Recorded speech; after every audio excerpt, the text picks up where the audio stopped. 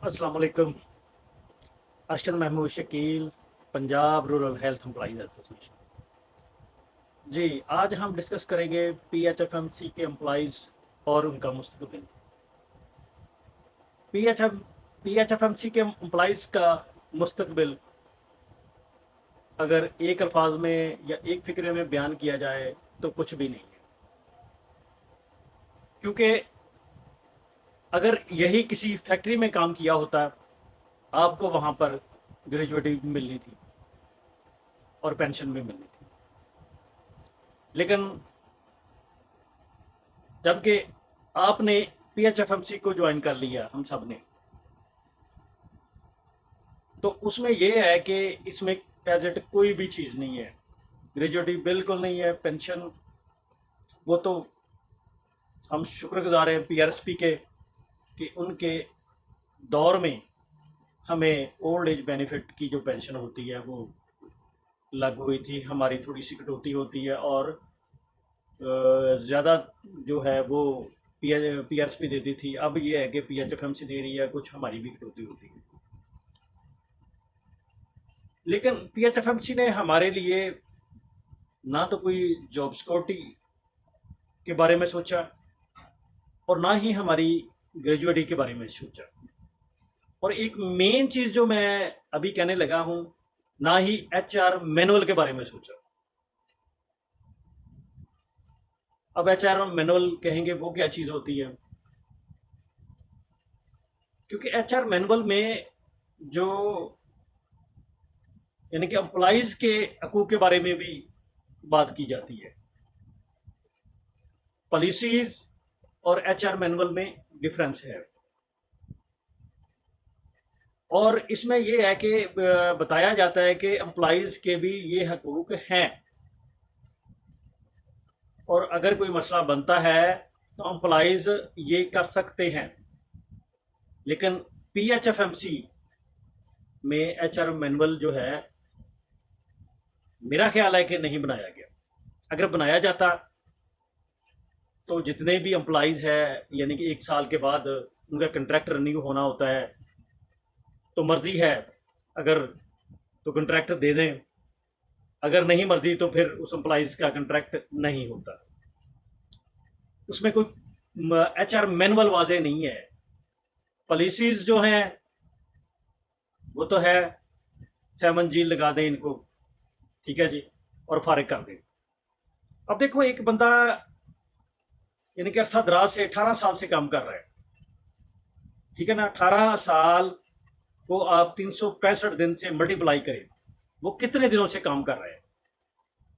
उनसे, उस एम्प्लॉइज से खुदा ना खास्ता एक दिन कोई मेजर गलती होगी तो समझ लो वो फारिग।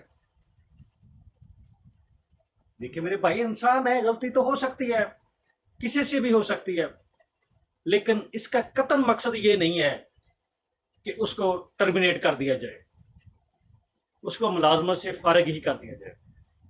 और आजकल जैसे हालात चल रहे हैं, आप सबको मुझसे ज़्यादा पता है कि बहुत मुश्किल से, स्पेशली पीएचएफएमसी के एम्प्लॉइज जिनकी सैलरी बहुत ज़्यादा कम है। पहले भी मैंने एक बताया था कि एक बीलाग में कि जब हम पीआरएसपी के दौर में भर्ती हुए थे तो उस वक्त जो हमारी सैलरी थी और जो गवर्नमेंट के भर्ती हुए थे उससे ज़्यादा होती थी।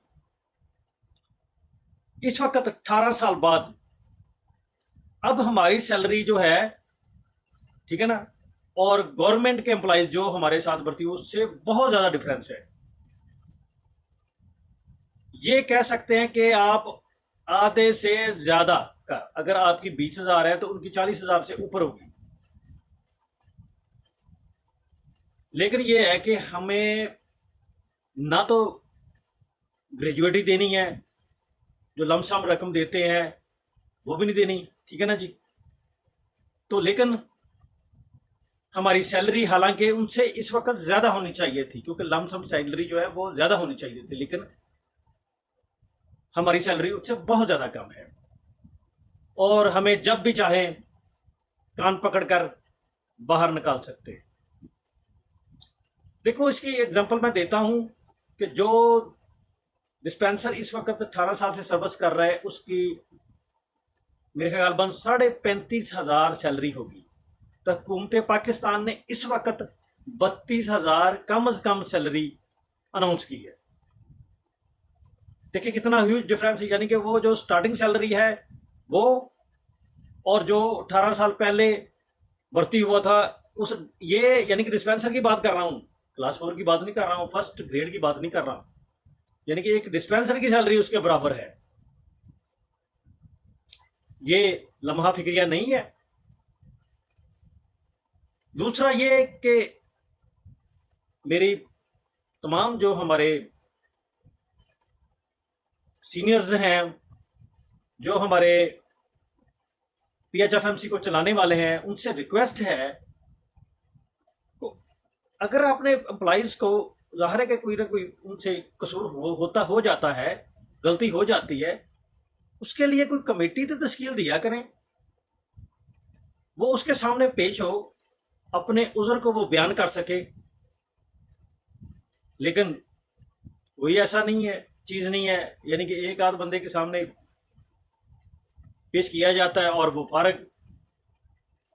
تو برائے مہربانی ایسی جو ہے یہ چیزیں مناسب نہیں ہے.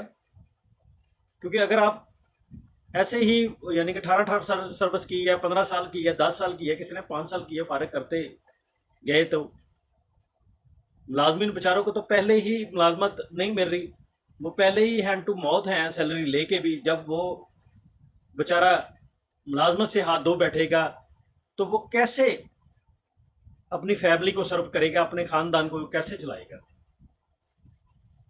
تو میری ہمبل ریکویسٹ ہے چیف منسٹر صاحب سے کہ ایچ آر مینول بنائیں امپلائیز کے لیے, اور اس میں امپلائیز کے حقوق زیادہ سے زیادہ لکھیں, اور تاکہ ان کو یک جنبش قلم سے فارغ نہ کیا جائے. فوراً جو فارغ کر دیا جاتا ہے ایسا نہ کیا جائے. ٹھیک ہے امپلائیز میں غلطیاں کوتاہی ہوں گی, یہ نہیں ہے کہ ہم نہیں یہ نہیں کہتے کہ وہ غلطیاں نہیں کرتے, ہو سکتا ہے کہ کوئی بڑی غلطی بھی ہو سکتی ہے, لیکن اس کے پنشمنٹ اور بھی ہیں.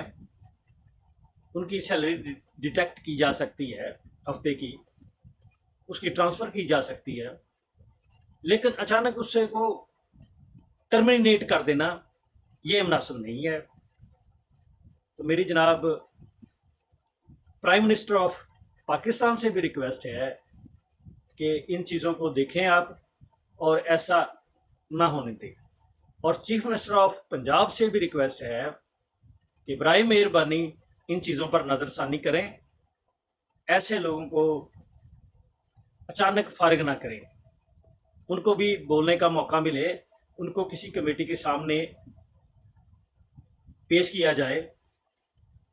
بہت زیادہ انہوں نے کوئی بہت بڑا بلنڈر کیا ہے تو پھر تو یہ چلو ہو سکتا ہے, لیکن یہ ہے کہ اگر کوئی, میں تو کہتا کہ اس میں بھی اس کو ایک دفعہ کوئی اگر فرض کرو اس نے 10-15 سال گزارے ہیں تو اس میں ایک دفعہ وہ بلنڈر بھی کر گیا ہے, تو اس کو معافی تلافی کریں, ان کی کوئی ٹرانسفر کر دیں, ان کی کوئی سیلری ڈیٹیکٹ کر دیں.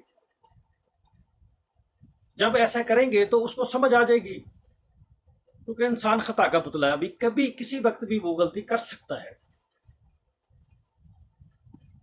تو برائے مہربانی میری جناب دوبارہ پھر چیف منسٹر آف پنجاب سے ریکویسٹ ہے کہ ایسا کرنے سے کوئی یعنی کہ ان امپلائمنٹ ہی بڑھے گی. پاکستان میں پہلے ہی بے روزگاری بہت زیادہ ہے. تو برائے مہربانی یہ اقتدام ہے جو ہے اس کو ختم کرے اور P H F M C employees کو جاب پروٹیکشن دی جائے.